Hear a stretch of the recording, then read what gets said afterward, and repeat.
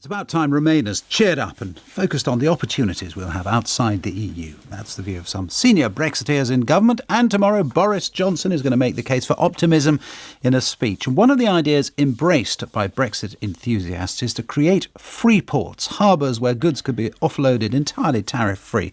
From Teesport on the northeast coast of England, Ross Hawkins reports. There's a ferry in at the moment, there's container ships, there's the massive cranes that they sort of transport the containers. In the shadow of those cranes, Police Constable Holly Fielding describes the scene at this port as a vast vehicle with 6 feet high wheels seizes one of those containers and hoists it high into the air.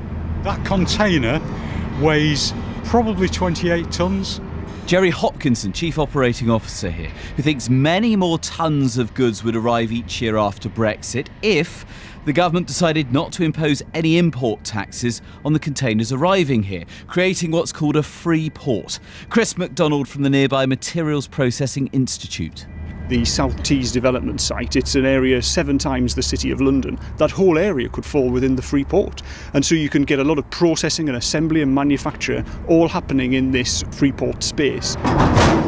So, goods would come into that free port area without any import taxes to be turned into manufactured products in that same space and only incurring tariffs when they were sent in turn on into the rest of the UK.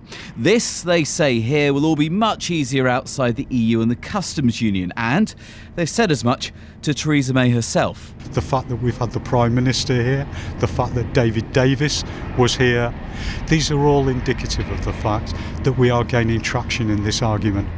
Well, perhaps, but while the enthusiasts in government think they've got cabinet-level support for this, David Davis only said he'd look at a report from the Conservative Mayor Ben Houchen, who along with the local Labour MP Anna Turley backs the plan, and not everyone's convinced. I think with the Treasury's numbers recently, or the leaked Brexit numbers, we saw that the North East was potentially the most exposed. Like Samuel Lowe from the Centre for European Reform, who wants to stay in the Customs Union. So could there be some local benefits of having a free port?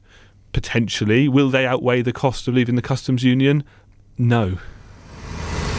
But that argument for now isn't shaking the trust of the many here who, like Holly, have put their faith in this idea.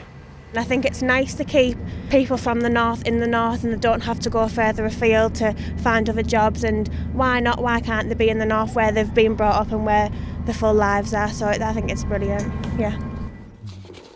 That was a report from the northeast of England, from Teesport.